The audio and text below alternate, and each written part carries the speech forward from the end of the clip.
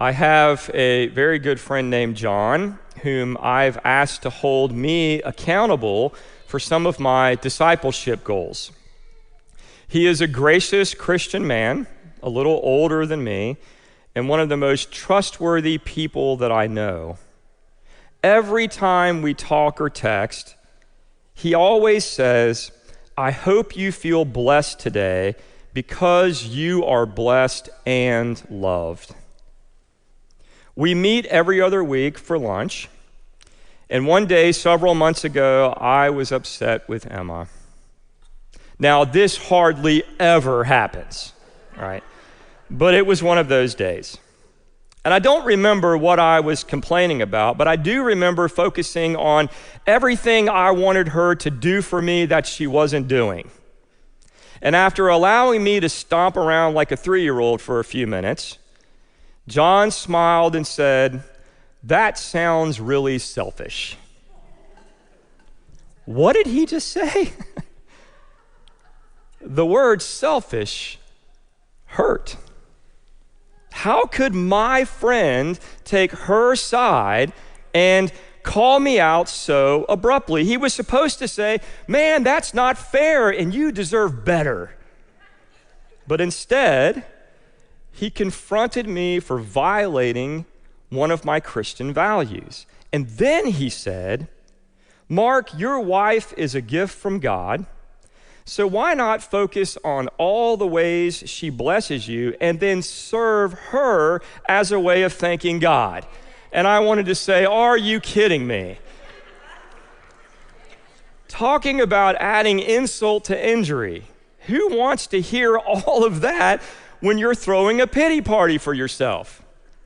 Dude, grab a violin and join me, for crying out loud.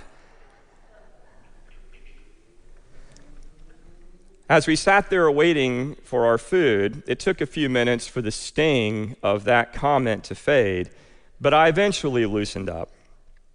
And I knew in my heart that John was right. Looking back, I don't think it was John who was speaking to me. I think it was Jesus. Sometimes the voice that irritates us is the very voice that God uses to restore us.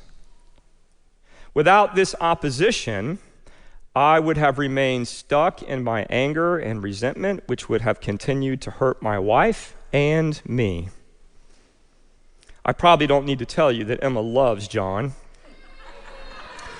and she wants me to spend as much time with him as possible. No one likes to be corrected. But who can grow without correction? If we could all be so lucky as to have a friend like John who speaks the truth in love. Friends, we're living in tense times. People are experiencing stress in their families, friendships, workplaces, and communities. Every time we turn on the TV, scroll social media, listen to a podcast, the temperature rises even more and the pressure around us and inside us continues to grow. Sometimes when I pay attention to my body in prayer, I notice that I am wound up as tight as the inside of a baseball and have a hard time just getting a deep breath. Everywhere we go, people are defensive, combative. Conversations are touchy, and fear and anger bubble under the surface. And when pressure rises, something very human happens. We instinctively react to protect ourselves. Sometimes we betray our most deeply held convictions by arguing, fighting, or manipulating to protect our image, our agenda, or our safety. Other times we try to avoid conflict altogether, remain silent in the face of cruelty and injustice, or become indifferent to the suffering of others. We want to look the other way and just keep our heads down. That instinct to protect ourselves when under pressure is exactly where we see Peter warming himself by the fire in the courtyard of the high priest. Jesus has been arrested. And as the other disciples scatter, Peter follows at a safe distance while Jesus is led to his first interrogation.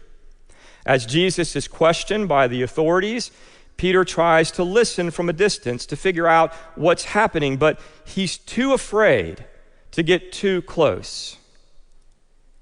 Then a servant girl looks at him and says loudly enough for everyone to hear, "Weren't you also with Jesus of Nazareth?"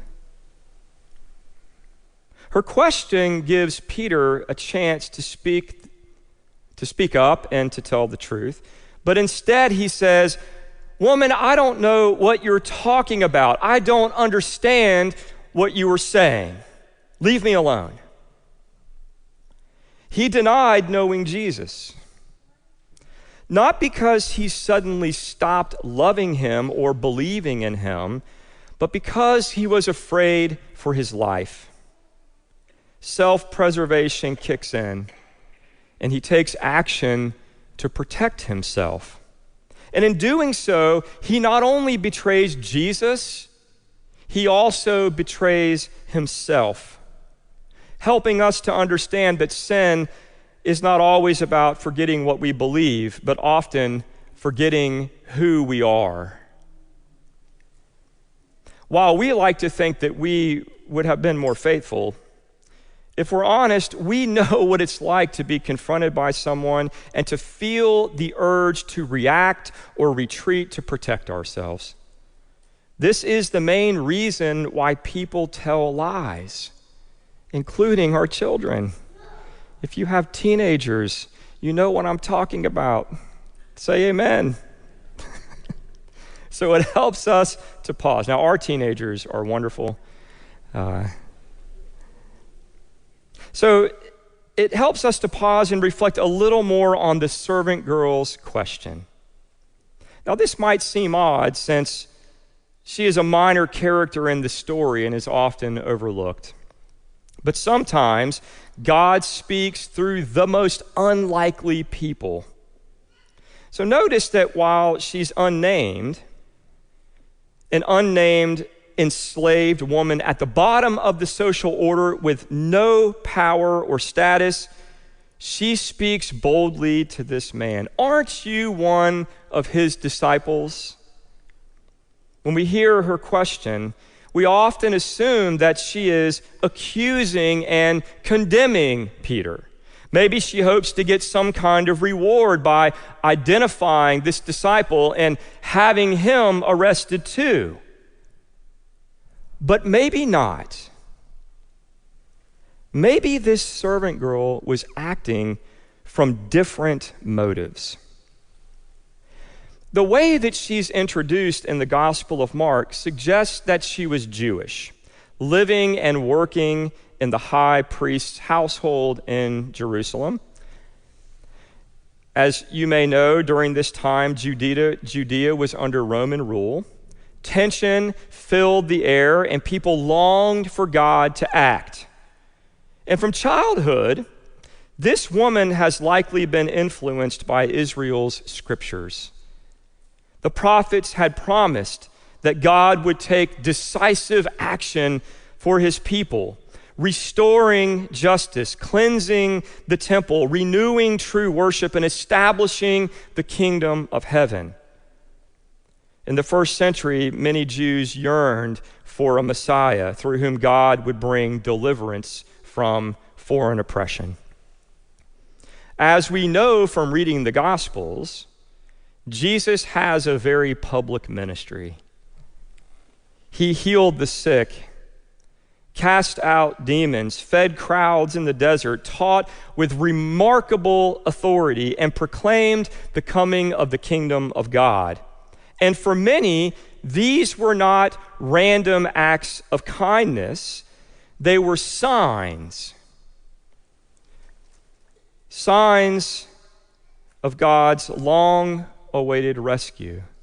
Signs that God was on the way. leading some people to ask, could he be the Messiah? Perhaps this slave girl was one of those people. Perhaps she had seen and heard enough to believe during Jesus' travels to Jerusalem that he might be the one that God had promised. Maybe she had put her hope in him. But now he's been arrested. And we can imagine her thinking, if he's behind bars or hanging on a cross, how can he save us? Someone needs to do something. And perhaps that's why she confronted Peter. Not to shame him, but to remind him of his true identity and encourage him to take action, to stand up for Jesus so that he could fulfill his calling and save her people. While we may never know the true motives of this slave girl, we do know from experience that God sends unlikely opposition into our lives. A voice that confronts us, a person who irritates us, a critic who exposes a blind spot, someone who names what we would rather not see, what we would rather deny. And we usually don't like those people. We avoid them, label them, keep our distance, and block them on social media. Sometimes we even punish them for daring to challenge us. But what if, instead of compulsively defending ourselves, we got curious and asked, Lord, are you trying to show me something through this person, through this opposition, through this criticism or correction? What part of me feels threatened, and why? Where have I drifted from my true identity or compromised my deepest convictions? Where am I betraying myself out of fear?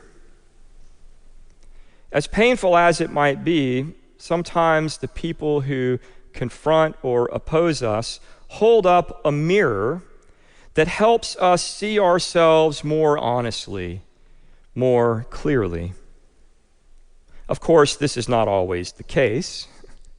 Not every critic speaks for God. Some voices wound, some voices manipulate, some voices shame. We need wisdom and boundaries to know who to trust. But sometimes, and this is the hard part, God uses unlikely opposition to wake us up. And it's often through a person that we least expect or least like. If we're not paying attention, we might miss an opportunity to hear God speaking to us so that we can heal and grow. What first feels like painful pushback turns out to be a gift of grace.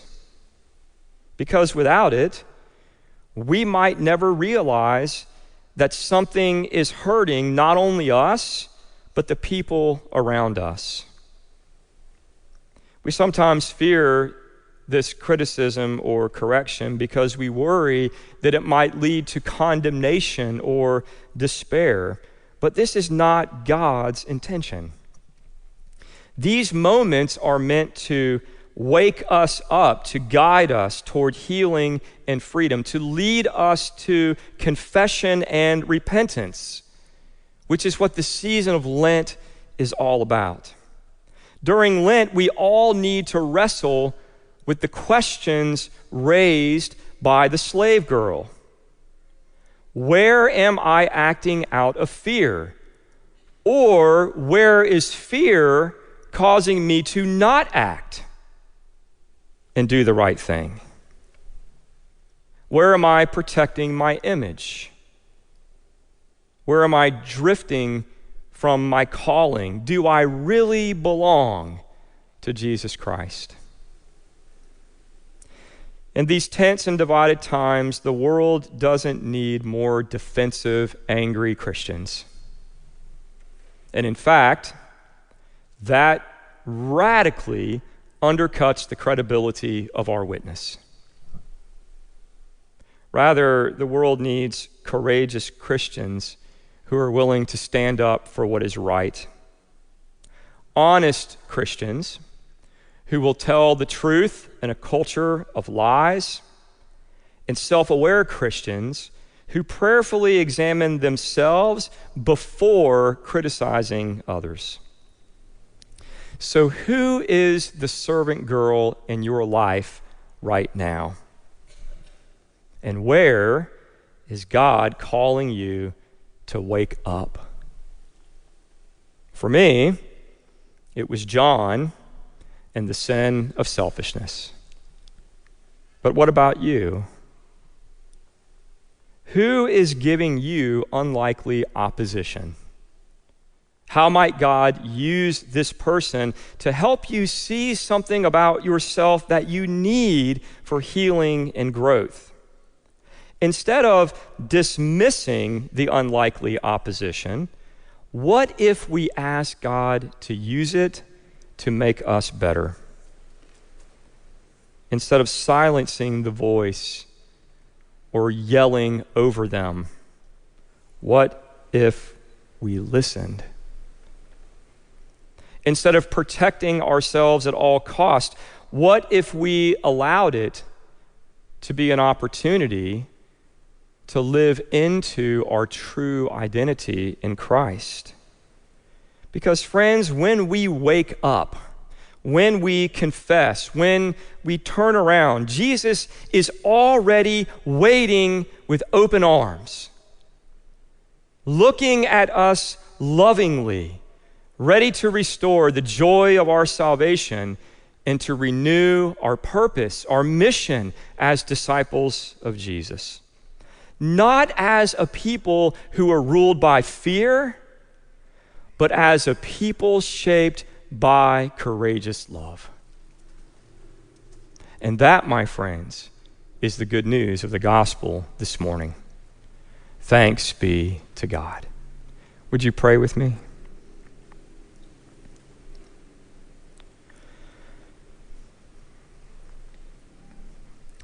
Lord Jesus, when we feel defensive, wake us up.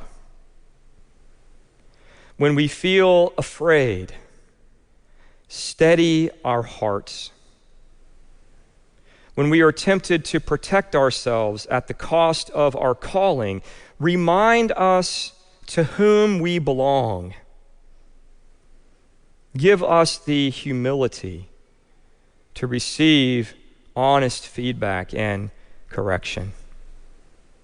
Give us courage to confess what is true and the grace to return to you again and again, knowing that we are always dependent upon your grace. Shape us into a people ruled not by fear, but by love. Restore the joy of our salvation and send us into the world as faithful disciples. And all God's people said, Amen. Hey everyone, it's Pastor Mark, and I want to thank you for tuning in. I also want to thank First United Methodist Church of Cocoa Beach, which helps make this ministry possible. If you would like to make a donation to the church, go to our church website, fumccb.com. Also, if you're in town, I hope that you will visit one of our services in person so that we'll have an opportunity to meet. May God bless you as you find your next steps in following Jesus.